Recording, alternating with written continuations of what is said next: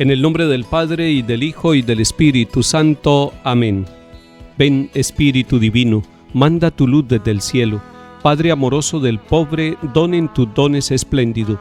Luz que penetra las almas, fuente del mayor consuelo.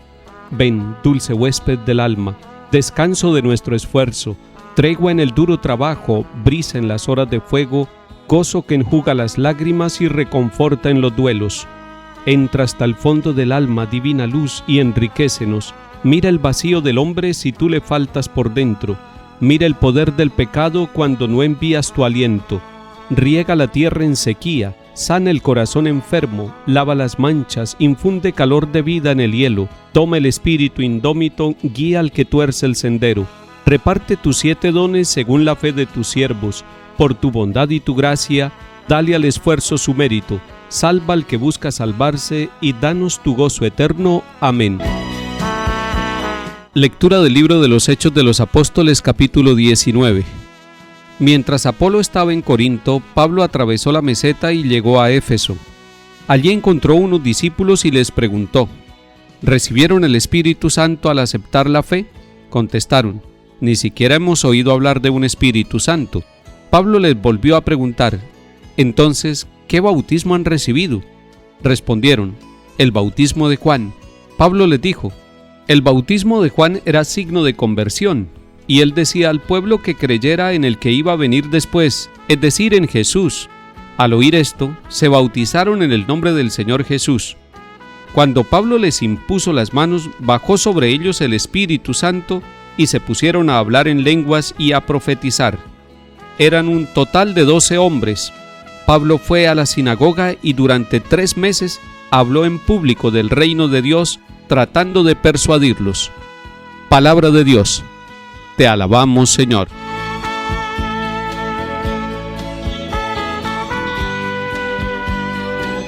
Estamos ya en el capítulo 19 de los Hechos de los Apóstoles. Empieza diciéndonos este capítulo que Apolo, este judío instruido que después Aquila y Priscila lo han tomado y lo han catequizado, ahora se va a la ciudad de Corinto y allí va a evangelizar, va a continuar la obra iniciada por Pablo. Y Pablo, atravesando después de un viaje corto la meseta, va a instalarse en Éfeso. Allí va a durar 2 o tal vez 3 años predicando, anunciando el evangelio. Y le pasó algo a Pablo allí en esta ciudad. Encontró unos discípulos y les preguntó: ¿recibieron el Espíritu Santo al aceptar la fe? Y ellos dijeron que no, que ni siquiera conocían al Espíritu Santo, que no habían escuchado mencionar sobre el Espíritu Santo. Es decir, tenían fe, pero no tenían todavía la fuerza del Espíritu Santo en sus vidas. Y esa es una fe imperfecta. Es una fe que aún le falta algo. A más de uno de nosotros nos puede pasar igual. Tenemos fe, pero no somos dóciles al Espíritu Santo. Tenemos fe, pero no nos dejamos conducir amorosamente por el Espíritu Santo. Seguimos obrando con el espíritu del mundo. Tenemos una fe mezclada con los principios del mundo, con las propuestas que nos hace la realidad donde vivimos. A estos discípulos de Éfeso, Pablo los toma y los empieza a evangelizar, porque ellos dicen: ni siquiera hemos oído hablar del Espíritu Santo. Y les pregunta nuevamente Pablo: entonces, ¿qué bautismo han recibido? Recibieron un bautismo parcial. Habían recibido el bautismo de Juan, pero Pablo aprovecha para explicarles: el bautismo de Juan era un signo de conversión. Era un bautismo que no era el bautismo perfecto todavía. Faltaba que llegara el que nos iba a bautizar con agua y con el Espíritu Santo, que es Cristo Jesús. Y por eso Pablo les dice: Juan predicó este bautismo, pero también anunció que venía después alguien y en él sí deberían creer, y ese es Jesús de Nazaret. Pablo aprovechó en Éfeso entonces para predicarle a estos discípulos la presencia de Jesús y el verdadero bautismo, el bautismo sacramento que tenemos nosotros en la iglesia. Al oír esto, se bautizaron en el nombre del Señor Jesús. Alguien puede preguntar: ¿y era que Pablo bautizaba también? El texto no lo dice directamente, pero nosotros podemos deducir que Pablo bautizó a este grupo de 12 hombres allí en la ciudad de Éfeso. Pero además, nos sigue diciendo el texto que Pablo les impuso las manos después de bautizarlos. Y allí en esa imposición de las manos sucede algo en la vida de estos nuevos discípulos, de estos recién bautizados, bajó sobre ellos el Espíritu Santo. Pablo los prepara para recibir este signo vivo de la presencia amorosa de Dios, que es el Espíritu Santo, después de que les impone las manos. Primero los prepara y luego celebra ese signo. Eso fue posterior al bautismo. Aquí nosotros podemos ver el sacramento de la confirmación. Primero Pablo los bautiza y luego les impone las manos para confirmar en ellos la presencia de Jesús por obra del Espíritu Santo. Descendió sobre ellos la acción viva del Espíritu Santo. Démosle gracias al Señor por nuestro bautismo y démosle gracias al Señor porque en la iglesia también está el sacramento de la confirmación, y precisamente el obispo, cuando confirma, impone las manos y le dice a los que se confirman, hombres o mujeres, reciban el Espíritu Santo. Ahí estamos tomando totalmente la fuente de la Sagrada Escritura, y es que la Sagrada Escritura es la que va a fundamentar cada uno de los sacramentos.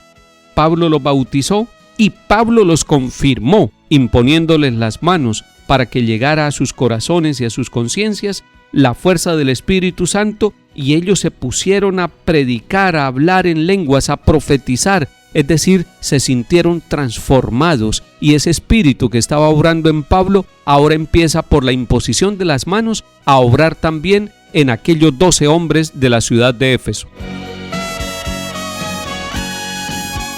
Salmo 67. Se levanta Dios y se dispersan sus enemigos, huyen de su presencia los que lo odian. Como el humo se disipan ellos. Como se derrite la cera ante el fuego, así perecen los impíos ante Dios. En cambio los justos se alegran, gozan en la presencia de Dios, rebosando de alegría. Canten a Dios, toquen en su honor, su nombre es el Señor. Padre de huérfanos, protector de viudas, Dios vive en su santa morada. Dios prepara casa a los desvalidos, libera a los cautivos y los enriquece. Lectura del Santo Evangelio según San Juan, capítulo 16. En aquel tiempo dijeron los discípulos a Jesús: ahora sí que hablas claro y no usas comparaciones. Ahora vemos que lo sabes todo y no necesitas que te pregunten. Por ello creemos que saliste de Dios. Les contestó Jesús: ¿ahora creen? Pues miren, está para llegar la hora, mejor, ya ha llegado, en que se dispersarán cada cual por su lado y a mí me dejarán solo. Pero no estoy solo, porque está conmigo el Padre. Les he hablado esto para que encuentren la paz en mí. En el mundo tendrán luchas, pero tengan valor.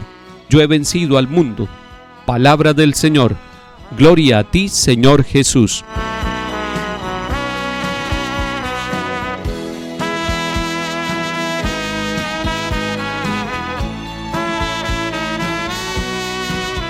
Quisiera que centráramos la atención solamente en el versículo 33 de este capítulo 16, es decir, en Juan 16:33. ¿Qué dice este versículo? Les he hablado de esto para que encuentren la paz en mí. O sea, todo lo que habla Jesús a sus discípulos y lo que nos habla hoy a través de su palabra, lo que nos habla a través de la iglesia, lo que nos habla a través de los acontecimientos de la vida, es para que usted y yo, para que todos encontremos la paz en Cristo. Y Él nos ha dicho: no les doy la paz como la da el mundo. Mi paz les dejo, mi paz les doy. Pero además nos dice, como le dijo a los discípulos: en el mundo tendrán luchas.